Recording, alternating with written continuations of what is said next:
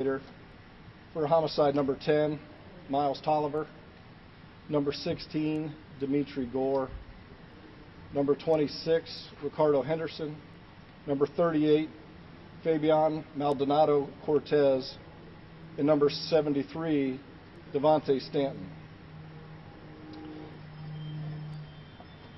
Each homicide is assigned a name, or assigned a number, and has a name associated with it. And unfortunately, behind this number and behind these names are grieving families. And that's why I wanted to shine the light on this case today.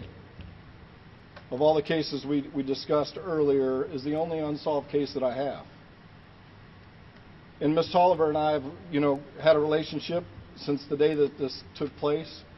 And I made a promise to her that I would solve it. So we're going to try to get some leads and get this case pushed across the finish line so that we can make an arrest. And being a homicide detective is a challenging and an emotional job, and there's nothing more emotional than walking into a living room full of family and telling them that their son or their daughter had been involved in an incident and they didn't survive. And whether you've been a homicide detective for a year or 10 years, it's an emotional thing. And I make a promise to her that I would solve this, and so I would like to spotlight this case to maybe generate some leads, look into the face of a grieving family, and give us a call and help us identify potential suspects so that we can solve this case. A little bit about the case. It occurred on January 26th, 2020 at 1:55 p.m.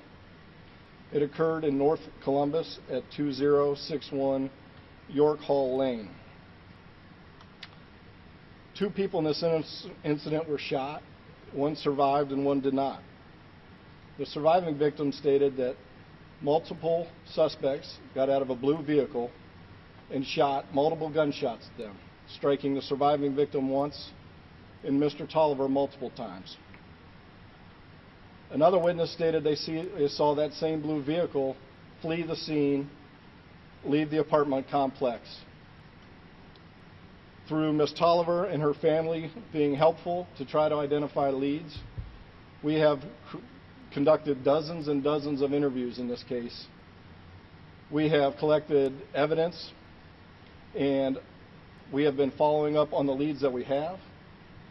My goal is to generate any additional leads, or if anybody knows more information, please call me. I'm at 614-645-4196. Leave a voicemail. If I don't answer, call the main number, 645-4730. They'll call me and they'll let me know. We work extremely hard on these cases, and we need your help on this one. Ms. Tolliver deserves justice.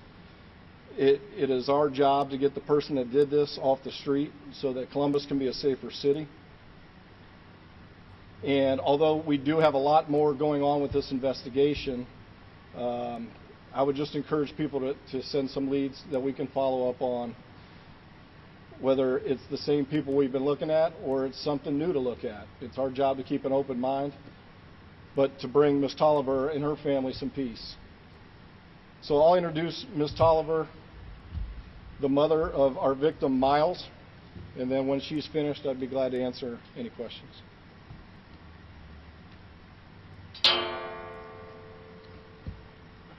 I'm here today as the mother's plea for anyone to call the Columbus Police Department. If you know something, say something. I need to have closure. I lost my son January 26th, as Detective Pogar has just stated. It was the worst day of my life, and I don't want to see any other mother suffer the way I am suffering right now. It's indescribable. If you know something, please, I'm begging you to call and let us know, because I don't want to leave this earth not knowing my youngest child what happened and who did it, because I will never stop suffering anyway. At least I will have somewhat of closure to know who did it and to face the people that hurt him. That's what I want to be able to do. And secondly, I want to see this violence stop here in Columbus, Ohio, and stop all these young people from dying. All parents, all older brothers and sisters, please wrap your arm around your little brothers and sisters and talk to them, encourage them not to be shooting each other and carrying guns. It's the worst. It's been the worst day of my life that day. A part of me died that day with my little boy, and I will never get that back. So if you know something, seen something, taped something, please, I implore you to let us know. Thank you.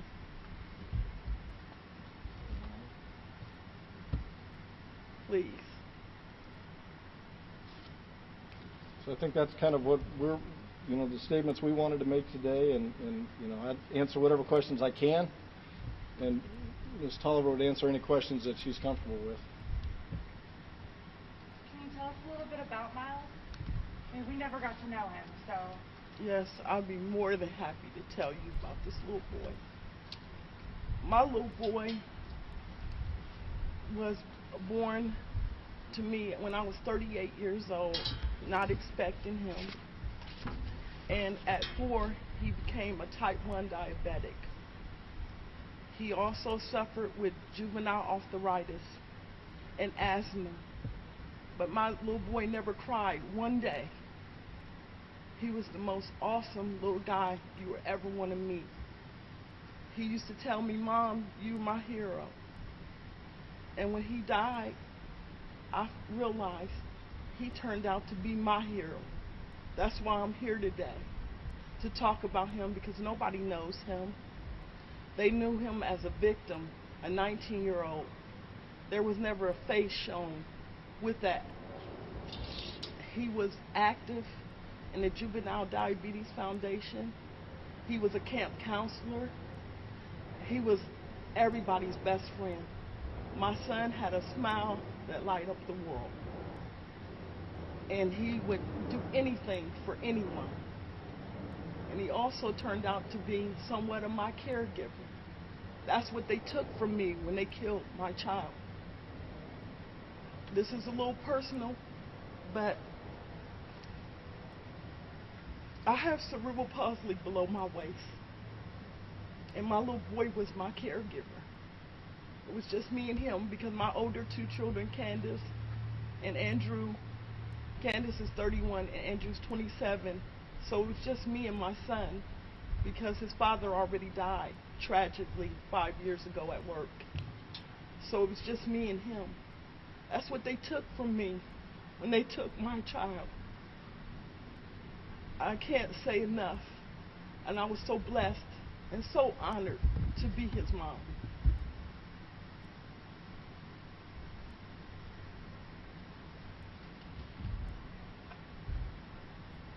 Detective Fulgar, every case is a little different. Some cases there's lots of forensic evidence, some cases there's not. How does the case stand in that regard? Do you have surveillance video? Do you have forensic leads? Or are you really relying on eyewitnesses to come forward with information? Well, I think like any case, I'm just speaking loudly because of the plane, with any case, it's a puzzle.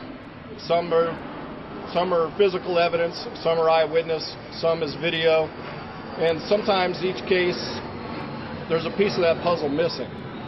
We have physical evidence, we have some leads that the family has provided, and we have, come to the finish line. We just need that push across the finish line. I've always been taught to keep an open mind on these cases, and even though you believe that 1 or 2 people may be involved, listen to any information that comes in. So whether we have video or not, I really won't disclose. I just will disclose that this happened at 2 o'clock in the afternoon, and we had 1 person that was a cooperating witness. There are more people involved in this that have not provided a full and truthful statement, and I encourage them to watch Ms. Tolliver and give me a call. And now maybe this makes them decide to give a full and truthful statement so we can get this across the finish line and hold the people that are responsible accountable.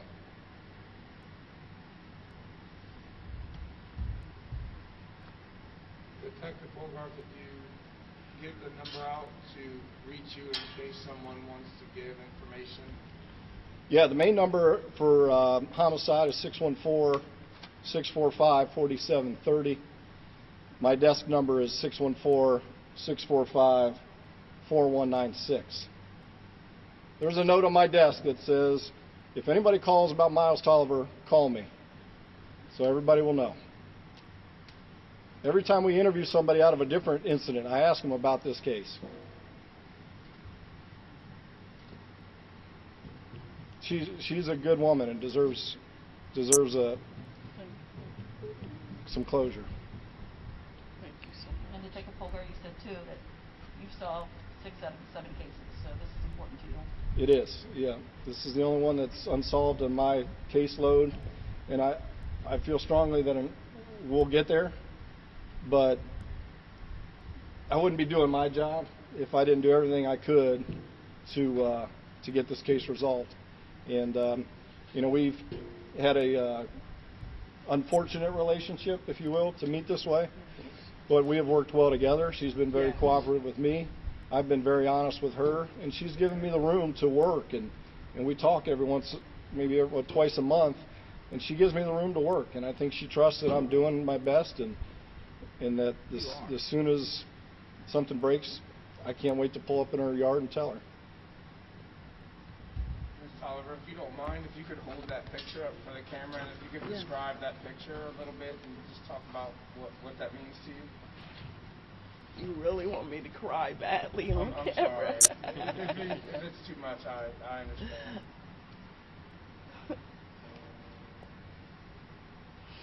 Oh, Jesus. This is how he smiled every day. And I'm not kidding you. If I had a bad day, this smile right here would make it all better. You know? This little boy, we had a unique relationship. I love all my children, don't get me wrong. But because he suffered as a type 1 diabetic, and I'm not trying to get pity from anyone, but we were joined at the hip, me and him, because of that. I took him to the doctor, to Children's his whole life. He never missed an appointment, but only 2 in that time span. And we worked so well as a team. He was my comforter. He was my little joking guy. He was my little fun guy. And I'm sure he was a good little brother to his sister and his older brother, because they all are so close. And he actually is all our baby because of the age. He's my daughter's baby. He's my baby. He's my older son's baby. And we're suffering without this little boy. I miss seeing this smile because it always kept me going. And if you talk to anyone, that's what they would really tell you about him.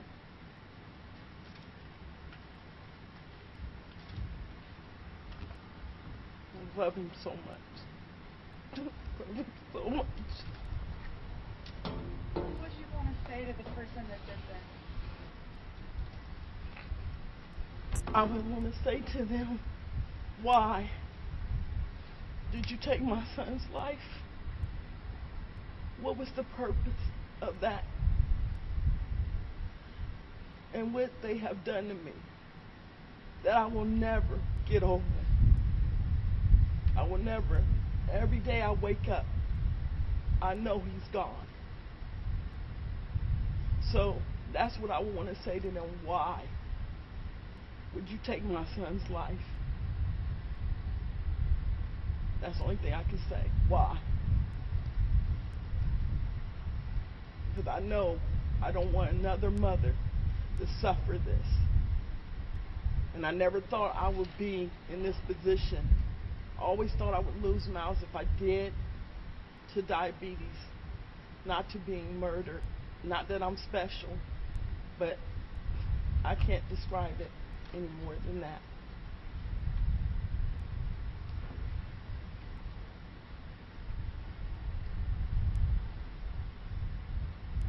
And Detective, like you were saying earlier, it doesn't sound like this is a case that has gone cold or anything like that. This is a case where maybe just one person saying that one crucial piece of information could help close this.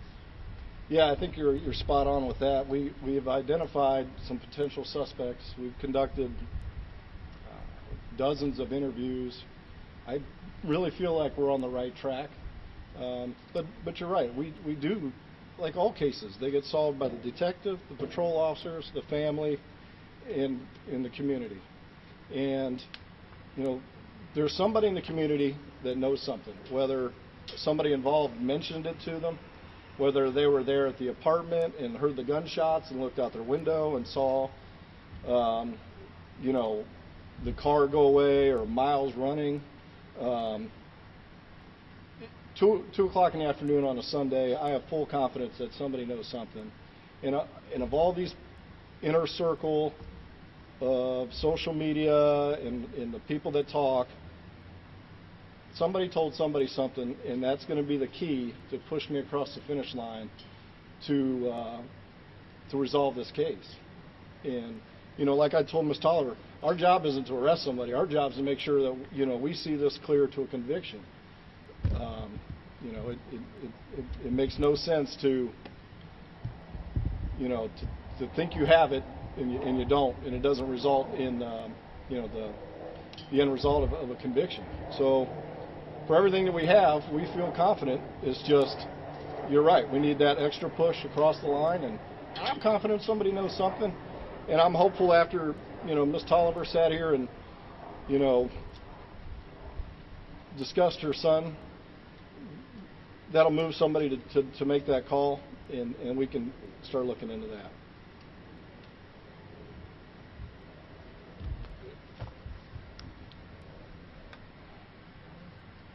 And sadly, just Ms. Tolliver's 185th of this year's victims. Lots of grieving families out there. And I can assure you, the officers that show up to the scene, and they do such a great job, plainclothes officers trying to work with the community and the homicide detectives. And I can promise you, like I do all the time in the community, we are really putting in the time and care about each case. He is doing an awesome job for me. I really appreciate that. He's never short patient. He listens for however long I want to talk, and he answers all my questions. I really, truly appreciate him. Like he said, when I first saw him walk in my living room, that I didn't know what to expect, and I'm sure he felt the same way. And he has done an awesome job for us. I could never thank him enough. We'll get there. Good. Thank you very much. Thank you.